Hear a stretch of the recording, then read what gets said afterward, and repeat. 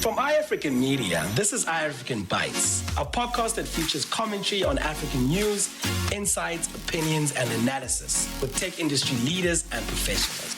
The podcasts are from interviews conducted by the iAfrikan team, whether at events or when needed for commentary. I'm Bataon Khosokwane, host and editor-in-chief for iAfrikan.com, spelled www.iafrikan.com.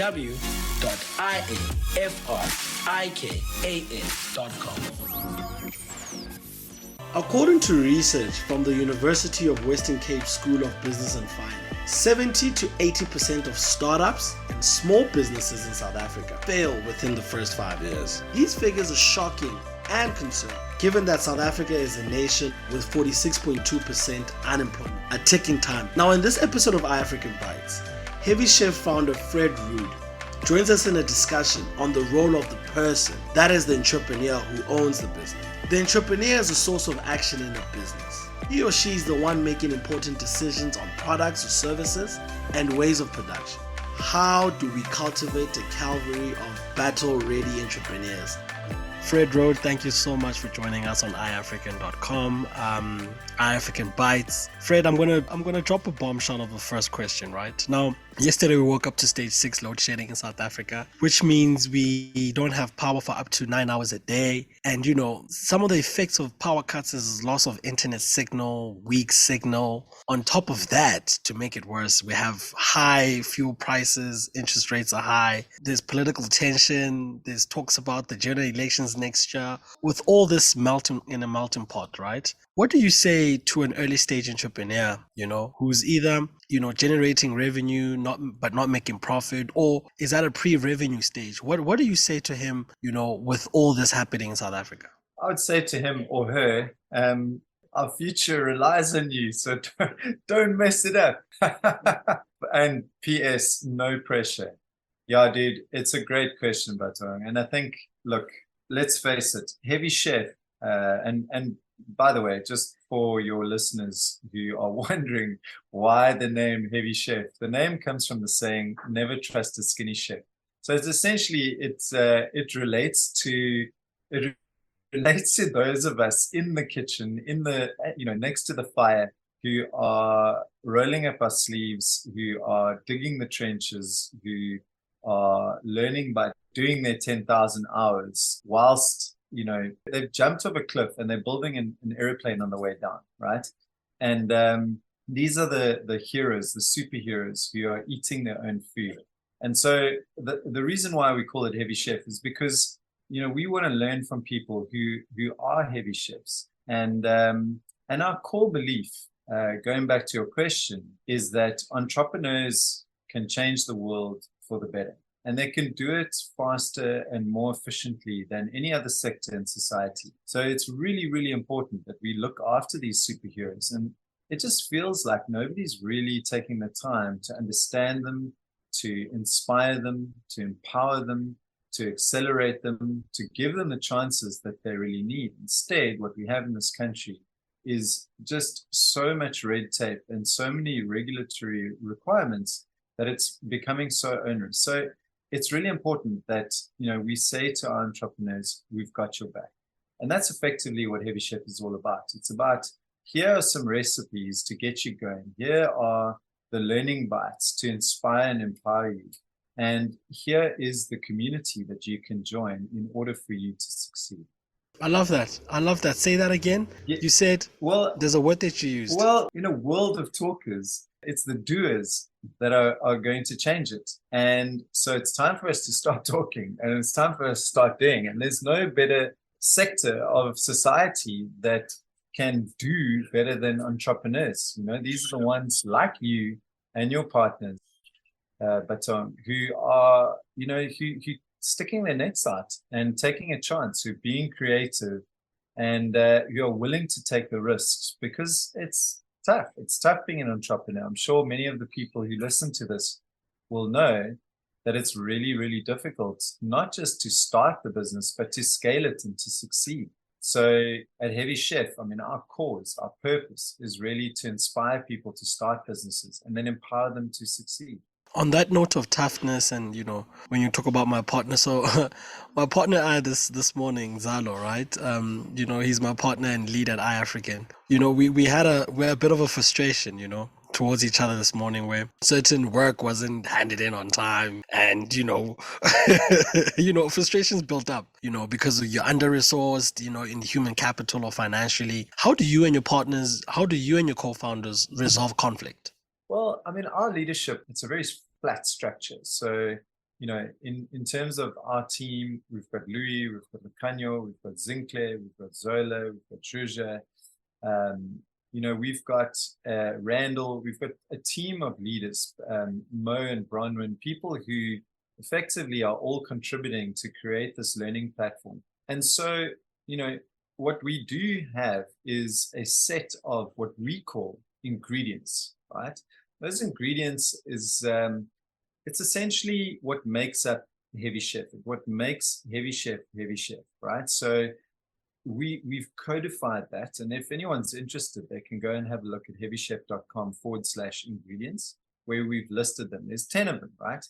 So these ingredients essentially are the guiding principles that become our North Star. They're the things that we always refer back to. So when there is conflict, we know that there is a way of looking at life and at the world that we've agreed upon. So when you join the team, this is essentially the kind of blueprint that you use to go forward, right? So I mean, just for the audience's interest, I'll list them. I mean, so the first thing is inspire, then it's empower, then it's learn, do, share, and it's humble, ambitious, design, feelings, and facts, right?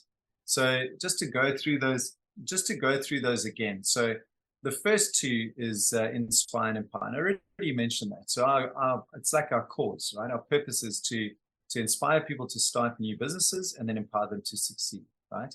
Our pedagogical triangle, the learning curriculum that we've created is based upon this learning modality, which is effectively learn first, then apply it to your business, do, and then share the knowledge with your peers. And in sharing, you lock in the knowledge, because even in articulating, you're solving problems. You're taking the learnings, the data that you've gleaned from your actions, and being able to critically assess them and be able to then continue learning. And so that the wheel turns, or the triangle turns in this case, learn, do, share. Then it's about what we would call our values, right? So the values of Heavy Chef would be, we are humble, but we are also ambitious, right?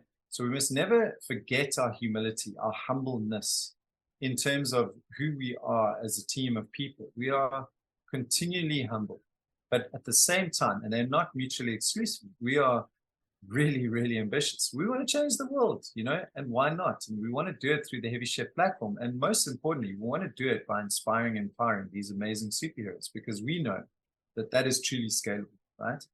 Then it's about design. We want to design systems and solutions that solve the problems that are endemic in society at the moment, right? So design is really key. It's not just design thinking, but it's also the look and feel, the aesthetic, the visual language that we create for Heavy Chef, right? And then lastly, we have a saying, a maxim at Heavy Chef, which is basically the last two ingredients. Start with feelings, finish with facts. Because both of those are important, right? Start with feelings, finish with facts. Now, we live in a very polarized world, right? So you need both of those to be able to navigate life. You need to be able to understand your feelings. You need to be able to tap into your feelings and really allow your gut brain, which has been developed over the last 200,000 years as a species, and millions of years before that, I guess, as a living being and a living line. We have this gut brain, which gives us signals and clues as to what's right and what's wrong. We need to learn to listen to that gut brain. So we start with feelings. So even in our meetings, Baton, we always ask, the first question we ask of each other around the table, we ask, how are you feeling? And we go around, it's one or two words, how are you feeling? And usually that elicits something that gives you a bit of a clue as to what's going on. And it gives you a little bit of a way of navigating how to speak to your fellow humans around the table, right? But then you finish with facts. And this is really important. The facts are very intentional. You need to be able to zoom out and look down at the puzzle pieces on the table and look at the data that you have been able to assess and to accumulate over time, and be able to think critically about how you put those puzzle pieces back together again. So start with feelings, finish with facts. And I think just lastly on this point about conflict, once we've established those ingredients, and anyone can really create their own ingredients for their own company, their own team. What are the things that they value? What are the things that they hold dear in their lives? And always hold that as guiding principles. That's the yardstick that you measure things by, right? So if you're fighting with your business partner, but you're saying, hey, our values are humble and ambitious. Are we being humble? Are we, staying true to that humility? Or are we being proud? Are we being the opposite of humble? And so once you have those in place, it gives you some form of a, in our case, a recipe book to be able to follow. And to be able to fall back upon, and it helps when it comes to issues when you're taking strain, to have your values codified, to have them written down, and to be able to lean back upon them when things get a bit cloudy and a bit murky, because then you have these principles that you've had from the start. Start with feelings and end with facts. I like that. But Fred, I can also put it to you now to say that at the end of the day, this is business, right? And there are tasks, there are deliverables. Now, in this flat structure, how difficult is it to hold each other accountable and still have a healthy relationship amongst yourselves? So I think the principles there. By the way, Batong, it sounds like there's an itch that you're trying to scratch yourself. No, not you. Sounds like this is like a free therapy session for you. Yes, it is. Zala, are you listening there behind? So look, let me just be straight with you. I've been in business for 2 decades now, and I've had the same business partners for that length of time. Mike is my brother, my friend, my warrior in arms, and he's somebody that I trust implicitly.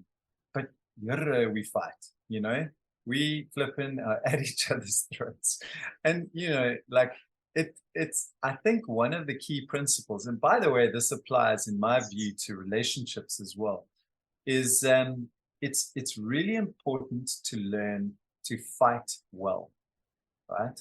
So when you fight, you got to fight well.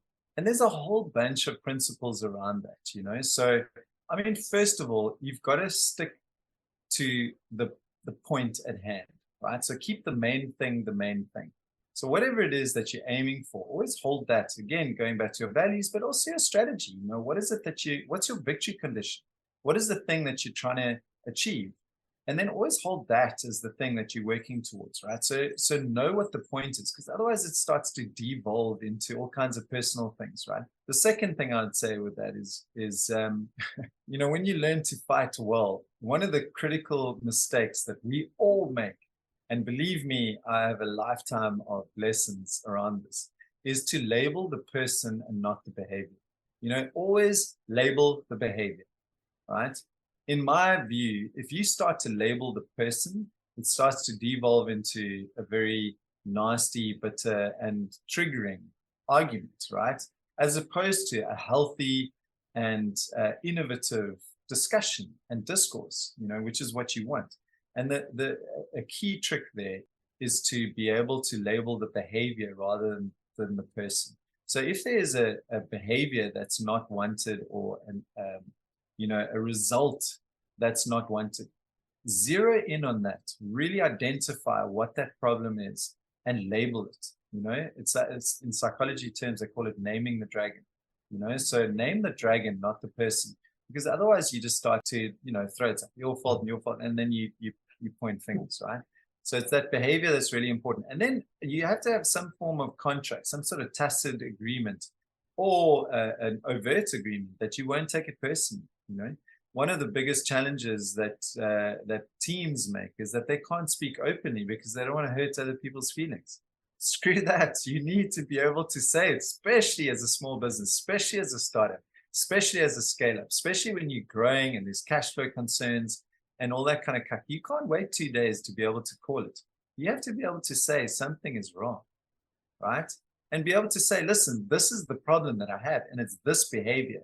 And this was within your wheelhouse. This is your category, your domain. And let's face it, I need to help you, or you need help from me, or we need to talk about it. But whatever's going on, we need to find something. It's not personal.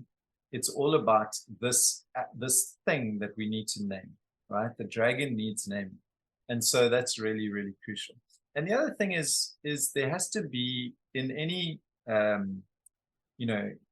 governable, functioning team, there needs to be accountability, right? And accountability is really about, I mean, at the first step to an accountable structure is trust. So trust is all about understanding what everybody's roles are and allowing them to flourish in that role. You've decided that you're going to have open lines of communication. Then that does two things. Number one, it allows you to be able to call the behavior or the result when the result is not what you want, right? But number two, it also allows you to ask for help, right? To say, you know what, I'm struggling here. I'm not too proud to ask for assistance, right? So you put your hand up and you say that. And then it's about being accountable within that, right? So accountability, it's very important to understand this. Accountability is not saying, hey, it's my fault, right? That's part of it. But accountability, it's really important to understand that there's two elements to it. The first is the acknowledgement or the identification and awareness and acknowledgement of what's going wrong, and to put up your hand and say, hey, this is my part to play in this. The second bit to accountability, true accountability, is to say, right, now that we've identified what the problem is and whose fault it is to say, this is how we're going to redeem it. And that redemption is often forgotten. It's very easy to get into a situation. It's like, hey, I'm so sorry, guys, it's my fault. Sure, that's fine. But what is going to happen now, right? How do we redeem the situation? And that's true accountability, is to say, I did wrong. This is what I'm doing about it. And then to fix it, to put a ribbon on it and to say, look, this is what I did.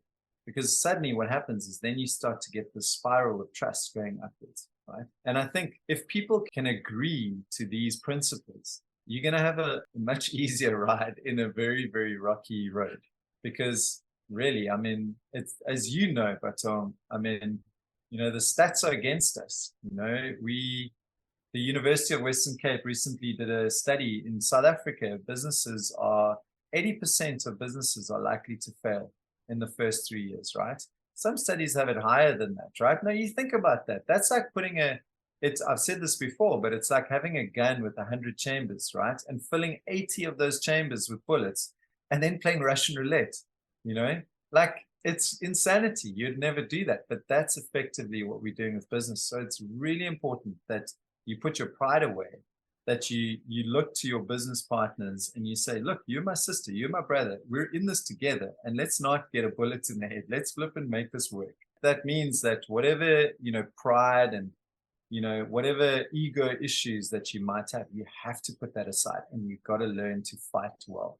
No, definitely, Fred. I think that says mountains for me, because, quite recently we lost our founder, and it's been a lot. It's been a lot in terms of just, figure out the waters, but we there. I think me and Zalo make a formidable team, and we've sort of navigated the waters. But I want to tap into your 20 years experience. Now, before co-founding your digital agency, Worldwide Creatives, in 2003 with Mike and Lewis, you were a graphics designer.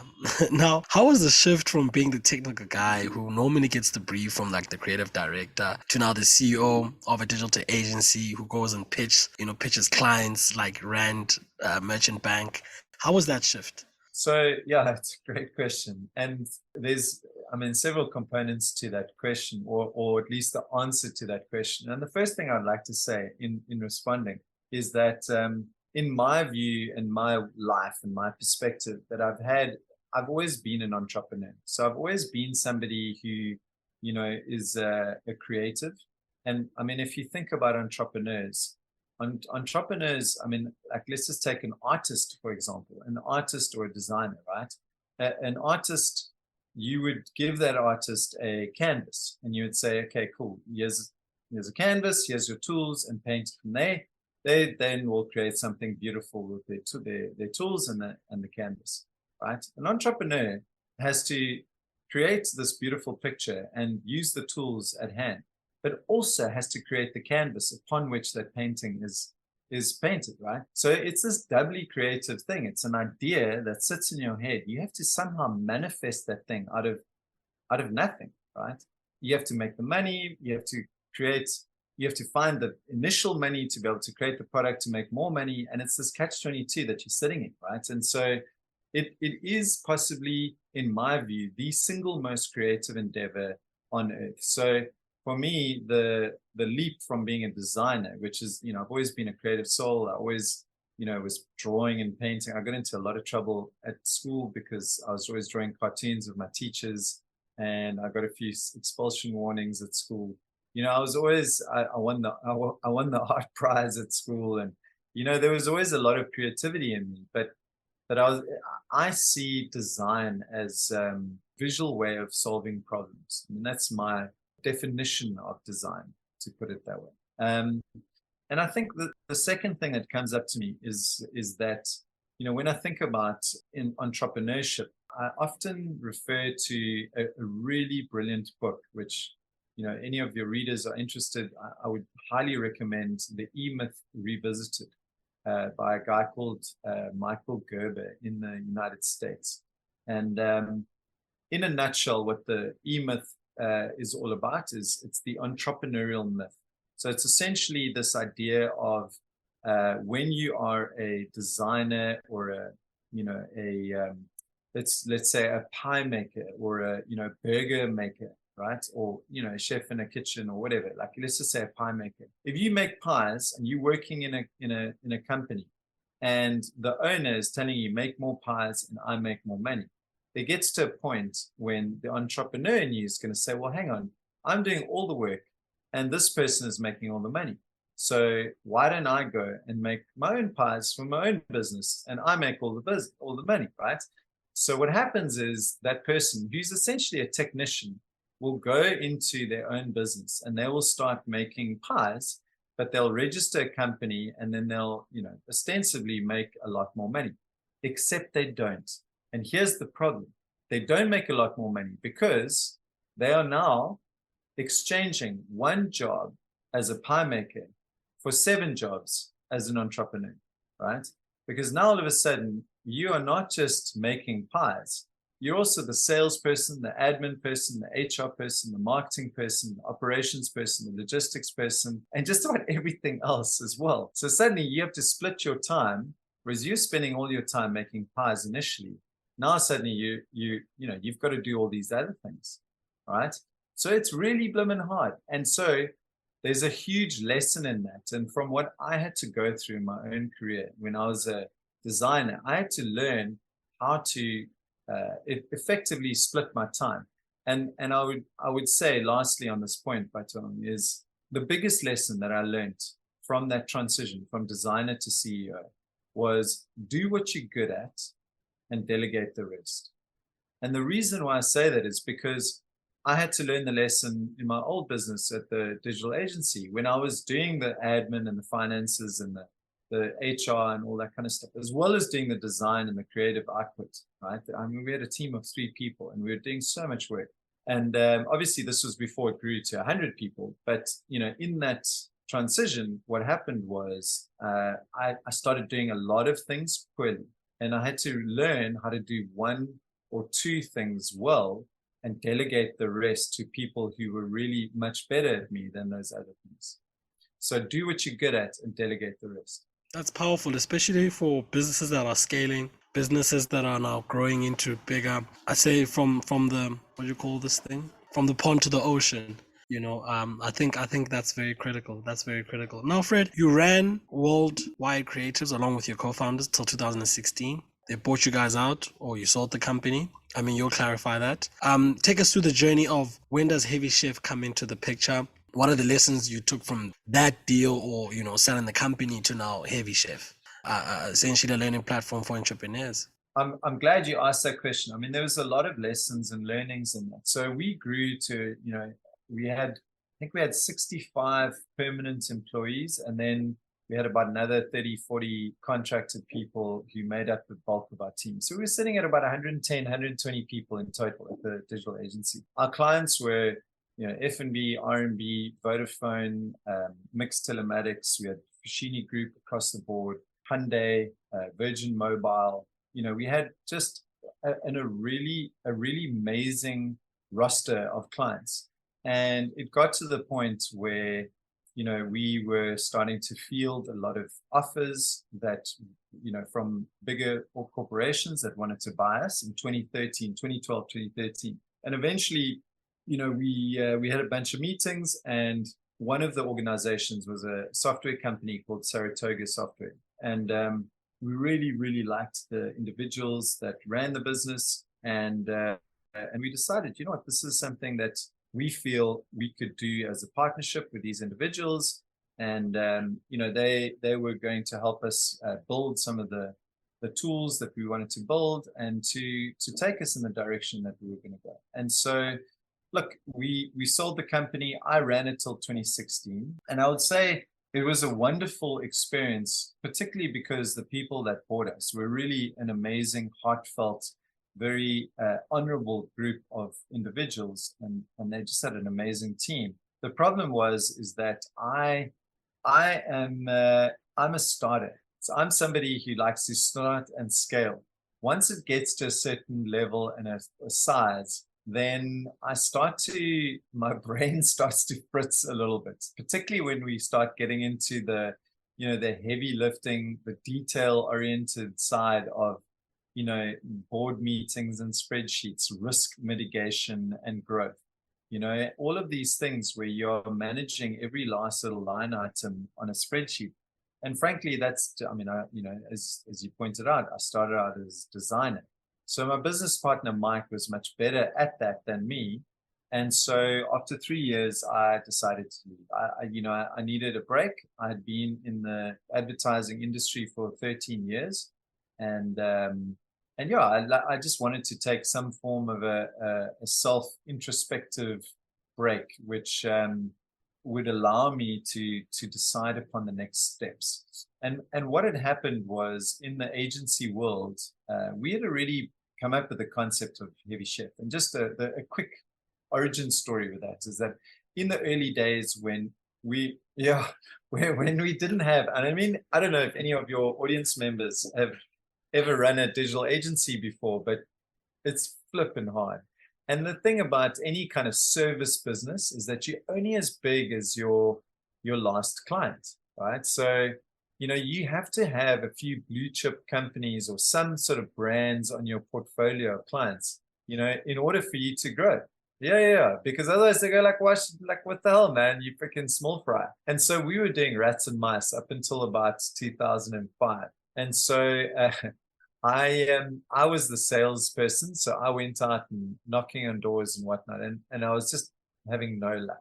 And we're selling digital marketing services, right? So this is early days, 2005. I mean, we were the OGs of all of these, digital channels and whatnot. And so across the road from our studio was the Ferrari garage. So I thought, what bigger brand in the world is there than Ferrari? Even though they were a small client, there was a big freaking brand. So, I went across, knocked on the door, and this guy called Reinhardt, he answered the door. He said, look, you got 20 minutes, give me your pitch. And I pitched him hard. I just told him all the stuff that was amazing about digital marketing. And he, after 20 minutes, he looked at me and he said, you know what, Fred, I never trust a skinny chef. And it was the first time that I'd ever heard that saying before. I was like, what the hell do you mean by that? And he said, well, listen, whilst you're talking and selling me all this stuff, social media and mail, marketing mailers and new websites and whatnot. And I looked you guys up. You've got a crap website. You don't do any social media and you're not doing any of the things. So you're a skinny chef. Why should I trust you? So I was like, well, damn. Okay. Yeah. Damn, Daniel. And so I said to the guy, well, screw you, bro. I'm going to flip and show you. So I went back to my business partner, Mike, and we we had a discussion about it. We were like, how do we become heavy chefs? You know, and it just organically entered into our conversation. And so between the two of us, we rebuilt our website, we started a blog, we started email marketing. You know, we did a whole bunch of things for ourselves. I went back to Reinhardt about 7 months later and showed him all the stuff that we had done. And he promptly gave us the account. So we got Ferrari in the end. We got the account. And that was the first domino out of many clients. So after that came the DA, then we got the City of Cape Town. And then we got the Hyundai account, and we got a whole bunch of major accounts, you know, Fashini Group and so on. And so we started making, you know, good money after that. But that was the first one to fold. So the lesson of Heavy Chef was ingrained right from the start. So anyway, I thought, well, you know, and we had used that as part of our values and, you know, as part of our DNA. And I took the concept from the digital agent because, you know, they weren't interested in Heavy Chef, or the people that bought the agency. So we took the name, I rebranded it, and then registered Heavy Chef as a company for entrepreneurs. And the whole concept is that we want to break down entrepreneur learning into bite-sized chunks to make it easy and accessible for entrepreneurs to learn the skills from other entrepreneurs on how to be better entrepreneurs. That's effectively what Heavy Chef is in a nutshell. So if you go to heavychef.com, you can sign up. You can either sign up for 250 Rand, or you can go to our Heavy Chef Foundation, which is heavychef.org, and you can apply for free membership, right? So if you feel that you can't afford 250 Rand per month, for whatever reason, we've set up the foundation so that anybody who feels that they can't or don't want to pay the 250 Rand can get the full suite of services for free through the foundation. And then hopefully we do a good enough job that you feel guilted into paying us down the line. But the whole point is that 10% of whatever those people that do pay, it goes towards those that don't or can't. So essentially, it's a curriculum based on 3 pillars: tech, leadership, and creativity. Those are the 3 pillars that we feel are the most important for entrepreneurs of the future to learn, right? So you get access to over 3,000 learning videos. Those are the learning bites that we have created, and they are basically covering all the various salient aspects of what it means to be an entrepreneur, right? So if you go into Heavy Chef and you sign up, you can also try it for free 30 days before you start paying. And pretty much everything that you need to know about business is on there. So from business planning to business scaling to entrepreneurial mindset, finance and accounting, operations, management, legal, marketing, sales, technology, partnerships, networking, innovation, and more. We've got all of that. And here's the clincher, is that it's not just anybody that's teaching. It's not just, you know, professors at university. We've got people who have been in the trenches, the heavy chef, the ones who are sitting in the kitchen and who are making the recipes themselves. And that's, you know, from, for example, Jonathan Smith, who started Payfast, to Letu Shabangu, who started Ukamba Beer Works, you know, DJ Spoo, who many of your listeners will know, you know, Sposiso Leope, who's just got an unbelievable presence. And, you know, the founders of Zero, Colin Timmis, Miles Kubeka, who started Voyo's restaurant, Craig Rodney, who, you know, has a recipe on Instagram marketing, Brian Abana, Zolani Mahola, and so on and so on. We've got some of the biggest superheroes in sport, in business, in leadership, in management, all teaching how to do the various salient topics within business that entrepreneurs need to know. Amazing.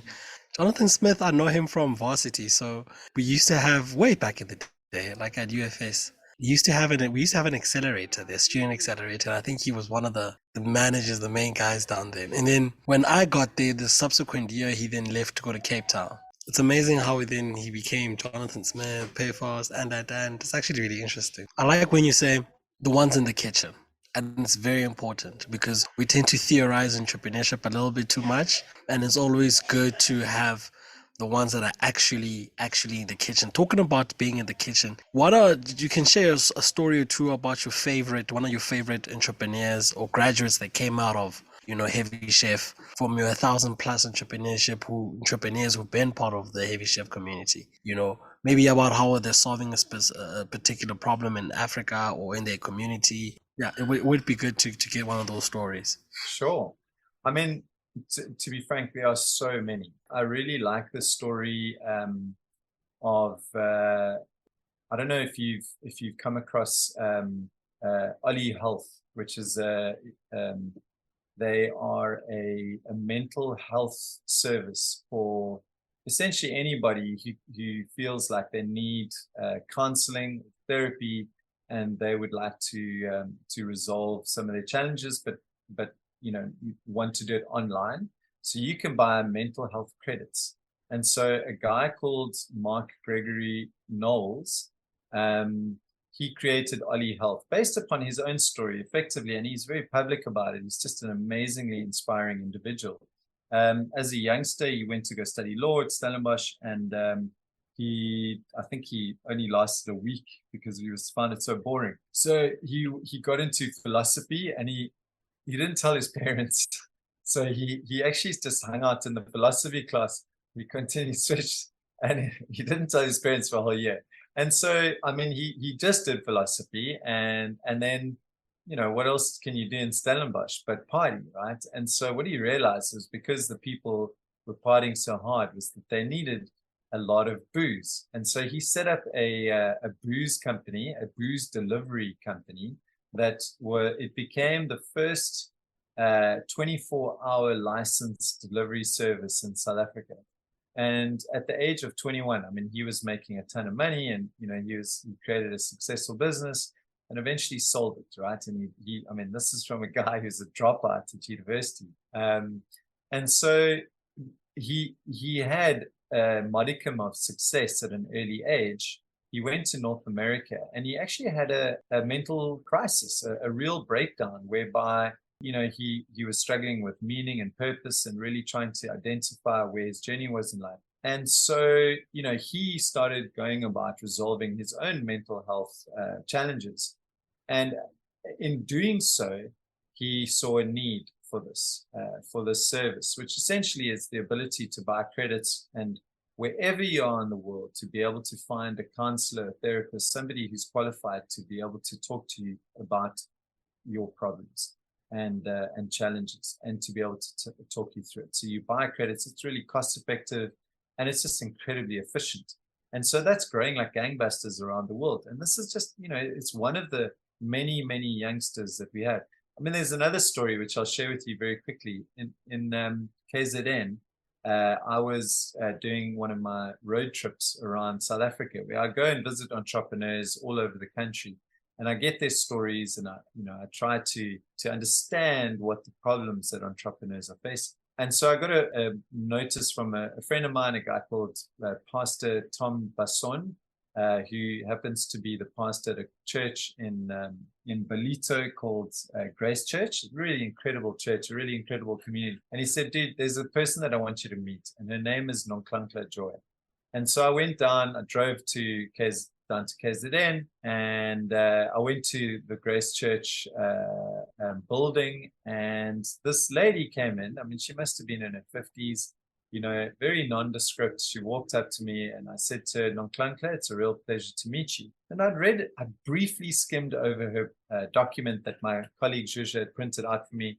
But I didn't pay much attention because I was in a hurry. I was going to capture this recipe. We're going to do the interview, and then I was going to move on. And she looks at me. She goes, no. You mustn't call me Nonklankla. You must call me Ma Joy. You young people, you're so disrespectful. I mean, she's only a few. No, I know. And she just schooled me. And I was like, my humble apologies. I'm really sorry, Ma Joy. It's a real honor to meet you.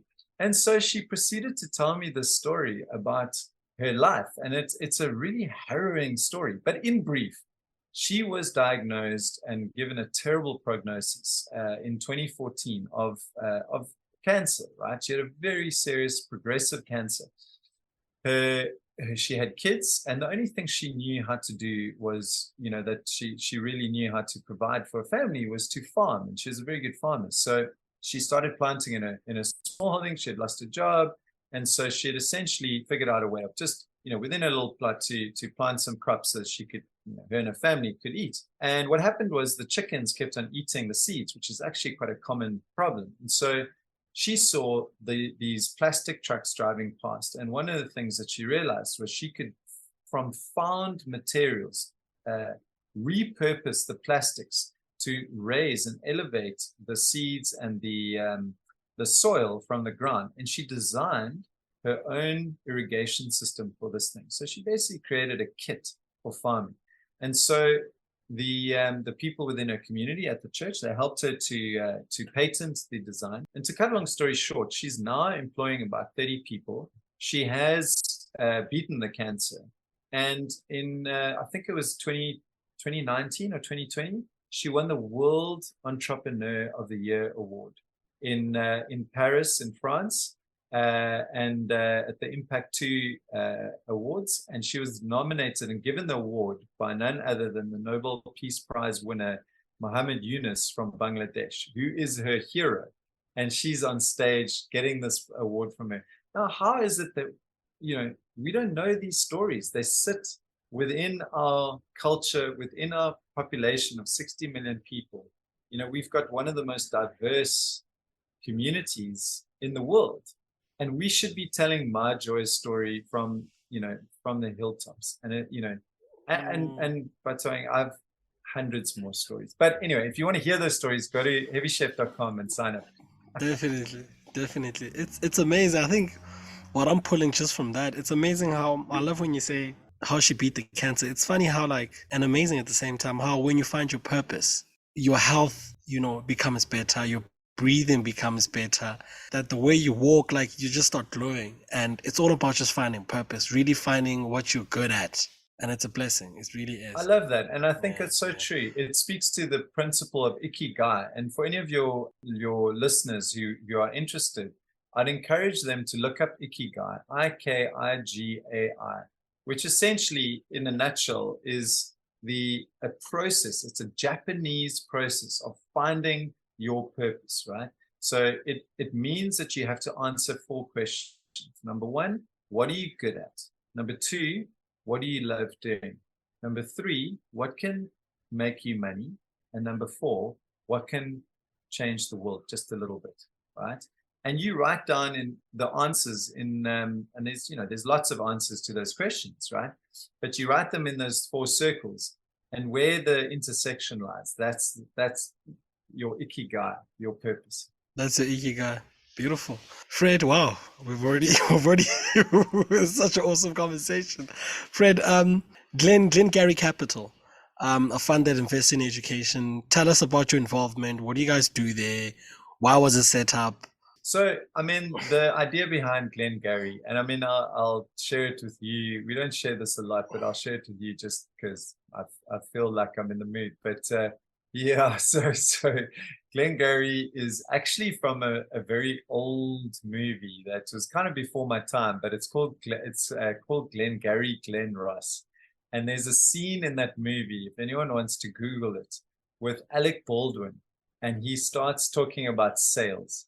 It's a 6-minute scene, and it is probably one of the best masterclasses on sales that you'll ever listen to.